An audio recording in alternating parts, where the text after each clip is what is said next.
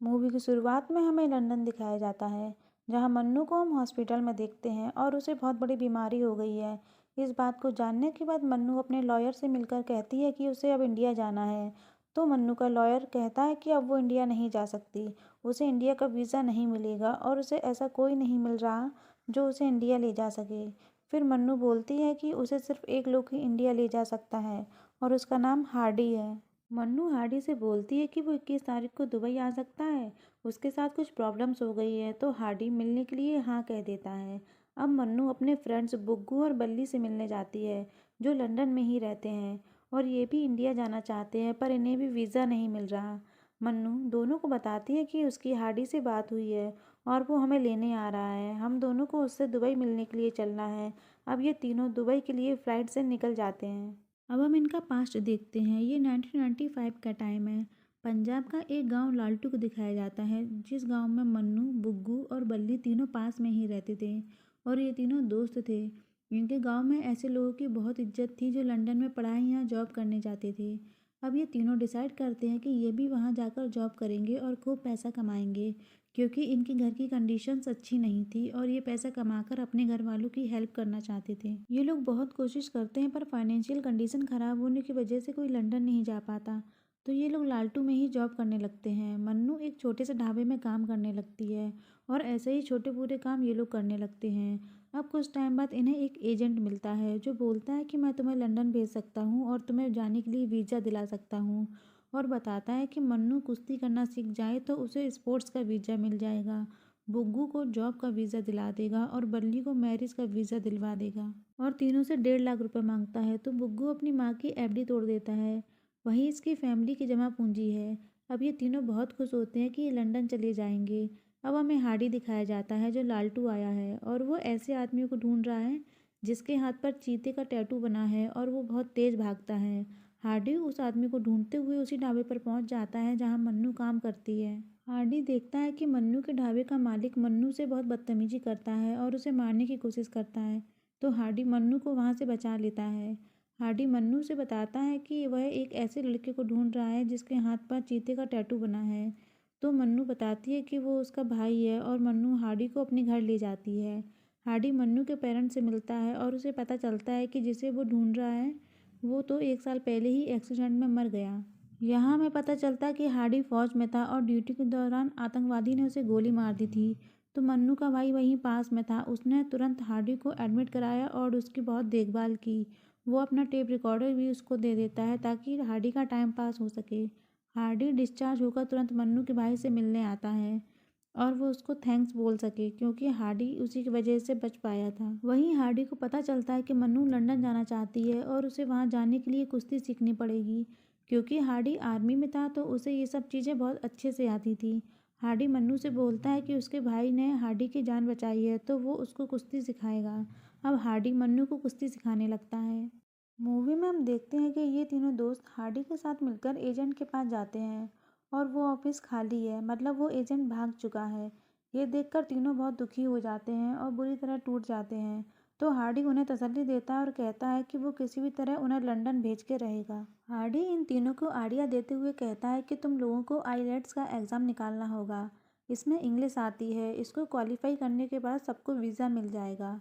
पर इन तीनों को ही इंग्लिश नहीं आती थी, तो हार्डी इन तीनों का एडमिशन एक कोचिंग में करवा देता है जहां इंग्लिश सिखाकर आइलेट्स की तैयारी कराई जाती थी। वहीं हार्डी भी अपना एडमिशन ले लेता है, क्योंकि एजेंट की तरह ये कोचिंग वाले भी बेवकूफ़ ना बना दें। इसी कोचिंग में हमें सुक्की दिखाया जाता है, जो लंदन जाने के लिए बहुत परेशान रहता है और बोलता है कि वहां जाने के लिए मेरे पास सिर्फ 3 महीने हैं।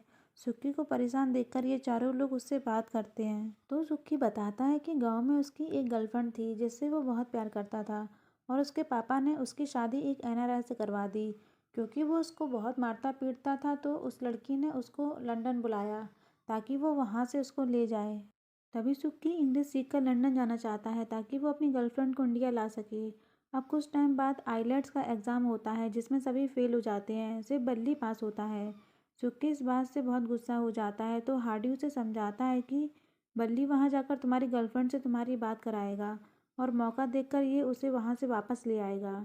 ये सब सुनकर सुक्की खुश हो जाता है और बल्ली की कॉल का डेली इंतजार करने लगता है। वहाँ पहुंचकर बल्ली कॉल पर सुक्की को बताता है कि तुम्हारे फेल होने की बात तुम्हारी गर्लफ्रेंड को पता चल गई थी, तो उसने सोचा कि अब तुम नहीं आ पाओगे, इसीलिए उसने सुसाइड कर ली। ये सब सुनकर सुक्की बिल्कुल पागल सा हो जाता है और अपनी बॉडी पर आग लगा लेता है, जिसके कारण सुक्की खत्म हो जाता है। सुक्की की मौत से हार्डी और उसके फ्रेंड्स बहुत दुखी होते हैं।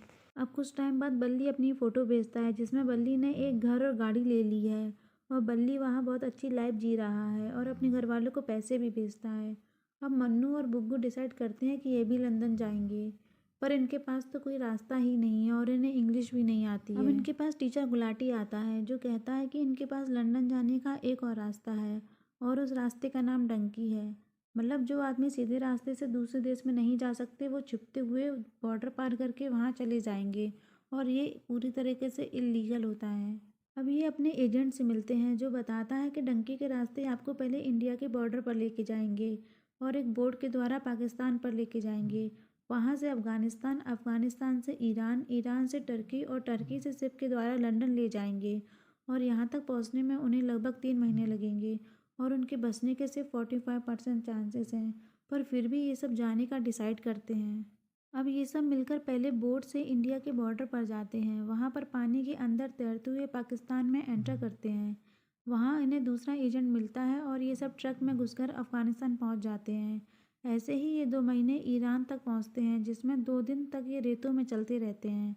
जब ये रेगिस्तान में पैदल ईरान को पार कर रहे होते हैं तो इन्हें वहाँ मिलिट्री देख लेती है और उन 6 लोगों में से 3 को गोली मार देती है, जिसमें मन्नू, हार्डी और बुग्गू बच जाते हैं। ये ऑफिसर्स इन तीनों को अपने कैंप में ले आते हैं और इन्हें शूट करने लगते हैं।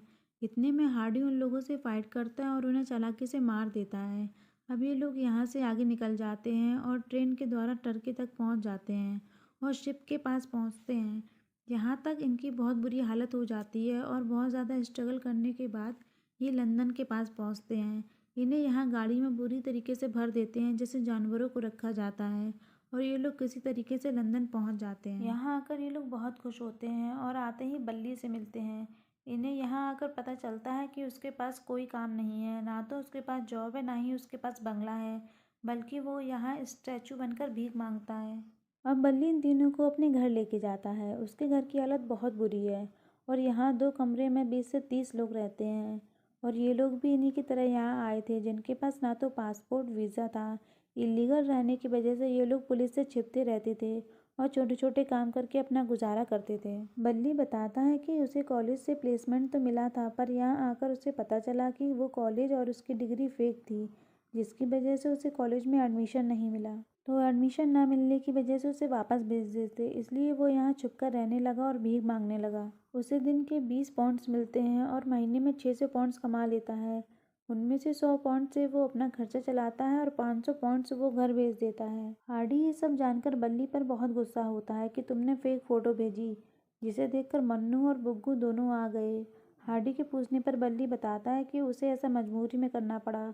अगर वो अपनी फैमिली को सच्चाई बताता तो वो बहुत दुखी होते और उनकी हर जगह बेइज्जती होती। अब ये लोग यहाँ छोटे पूरे काम करने लगते हैं और ऐसे ही अपना गुजारा करते हैं। हार्डी इन सब चीज़ों से बहुत परेशान हो जाता है और बोलता है कि उन्हें अब वापस चलना चाहिए। हम वहाँ गरीब थे पर अपने परिवार के साथ रह रहे थे और ऐसे किसी पुलिस से बचकर नहीं भाग रहे थे। हम अपने देश में थे और खुश थे। हम ना तो यहाँ के सिटीजन हैं और ना ही यहाँ के मेहमान। हमें यहाँ कोई अच्छी जॉब भी नहीं मिल सकती और ना ही हम यहाँ पर आईडी बनवा सकते हैं और ना ही लीगल तरीके से घर जा सकते हैं, पर वो सब जाने के लिए मना कर देते हैं। और मन्नू बोलती है कि वो इतनी मुसीबत से यहाँ आई है और अब वो बिना पैसे कमाए यहाँ से नहीं जाएगी। मन्नू हार्डी को भी अपने साथ रुकने के लिए बोलती है, तो हार्डी राजी हो जाता है क्योंकि वो मन्नू को पसंद करने लगा था। अब हार्डी सभी को लीगली तरीके से रहने के लिए लॉयर से मिलता है। लॉयर यहाँ रहने के 3 तरीके बताता है। पहला, ये लोग यहाँ 1 मिलियन पाउंड्स इन्वेस्टमेंट कर दें तो इन्हें इंस्टेंट वीज़ा मिल जाएगा। दूसरा तरीका ये है कि ये किसी सिटीजन से शादी कर लें और तीसरा तरीका ये है कि ये लोग यहाँ की गवर्नमेंट से ये कहें कि ये लोग इंडिया के अंदर एक्टिविस्ट थे, वहाँ की गवर्नमेंट ने इनके साथ बहुत बुरा किया और इन्हें मारने की कोशिश की, इसलिए ये लोग भागकर यहाँ आ गए और यहीं रहना चाहते हैं। और ये बात सुनकर यहाँ की गवर्नमेंट इन्हें रहने के लिए शेल्टर दे देगी। पैसे ना होने की वजह से तो पहला तरीका फेल हो जाता है और ये लोग तीसरे तरीके को भी रिजेक्ट कर देते हैं। तो इनके पास दूसरा तरीका बचता है। लॉयर कहता है कि उसके पास एक आदमी है जो कुछ पैसों के लिए मन्नू से शादी करेगा, फिर उसे डाइवोर्स दे देगा। इससे मन्नू को यहाँ की सिटीजनशिप मिल जाएगी। फिर डाइवोर्स के बाद मन्नू हार्डी से शादी कर लेगी। अभी ये सब चर्च पहुँचते हैं। चर्च में फादर मन्नू को किस करने के लिए बोलता है, तो हार्डी को गुस्सा आ जाता है और वो मारपीट करने लगता है। इसे देखकर फादर पुलिस को फ़ोन कर देते हैं और पुलिस सभी को पकड़ लेती है। और पूछताछ करने पर वो जान जाते हैं कि ये सब इलीगली आए हैं। जब पुलिस उन्हें कोर्ट लेके जाती है, उन्हें वहीं उनका लॉयर मिलता है, जो कहता है कि तुम्हारे पास आखिरी मौका है। अगर तुम जज के सामने ये बोल दोगे कि तुम्हें इंडिया में खतरा है, तो वो तुम्हें यहाँ रहने के लिए शेल्टर में दे देंगे। जब ये लोग जज के सामने जाते हैं तो ये तीनों बोल देते हैं कि इन्हें अपने देश से खतरा है, पर हार्डी ऐसा नहीं बोलता है। जज इन तीनों को ही वहाँ रुकने की परमिशन दे देते हैं, पर हार्डी को वापस इंडिया भेज दिया जाता है। अब मन्नू, बुग्गू और बल्ली तीनों ही लंदन में रहने लगते हैं। यहाँ सीन चेंज होता है और प्रेजेंट में आते हैं। ये तीनों दुबई पहुँच जाते हैं। इन्हें यहाँ हार्डी मिलता है। मन्नू हार्डी को बताती है कि उसे ब्रेन ट्यूमर हो गया है और वो सिर्फ 1 महीने तक ही जिंदा रहेगी। मन्नू अपने आखिरी दिनों में अपने घर जाना चाहती है ताकि वो अपने परिवार से मिल सके। मन्नू इंडिया का वीज़ा लेने की बहुत कोशिश करती है, पर उसे लंदन की सरकार वीज़ा नहीं देती, क्योंकि उसने अपने स्टेटमेंट में कहा था कि उसे इंडिया से खतरा है। वो लंदन से डायरेक्ट इंडिया नहीं जा सकते। मन्नू बोलती है कि वो उसे डंकी के रास्ते से इंडिया लेके जाए, तो हार्डी बोलता है कि मैं तुम सबको इंडिया लेके जाऊंगा, वो भी डंकी से नहीं, प्लेन से। अब हार्डी अपने कोचिंग टीचर गुलाटी से बात करता है और गुलाटी एक एजेंट का नंबर देता है जो दुबई में रहता है। हार्डी उससे जाके मिलता है और बताता है कि कुछ लोगों को इंडिया जाना है। एजेंट उन सबको एक कंटेनर में डलवा देता है और कहता है कि ये सीधे पानी के रास्ते इंडिया जा रहा है। कंटेनर में जाने से पहले हार्डी कहता है कि वो सब अपना पासपोर्ट जला दें, क्योंकि उनके पास लंदन का पासपोर्ट था। वो सब इंडिया की ड्रेस पहन लेते हैं और अपने पास मोबाइल और न्यूज़पेपर रख लेते हैं ताकि वो सब इंडियन लगें। वो एजेंट बहुत दुष्ट होता है और सऊदी की पुलिस को फ़ोन कर देता है कि कुछ इंडियंस कंटेनर में छुपकर जा रहे हैं। अब वहाँ की पुलिस उसी एजेंट के साथ कंटेनर को बाहर निकलवा लेती है और चारों को पकड़ लेती है। और ये शिप इंडिया नहीं लंदन जा रहा था।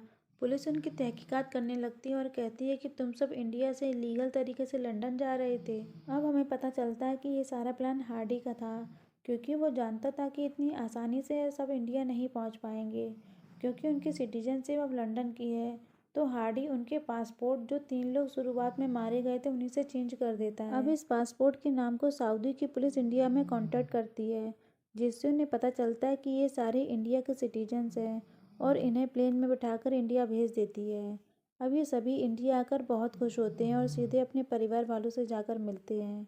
यहाँ आकर ये लोग देखते हैं कि इनके भेजे पैसों से परिवार वालों ने खूब तरक्की कर ली है। हमें यहाँ पता चलता है कि मन्नू और हार्डी ने शादी नहीं की है। हार्डी शुरू से ही मन्नू को बहुत पसंद करता था, पर प्रपोज नहीं कर पाया।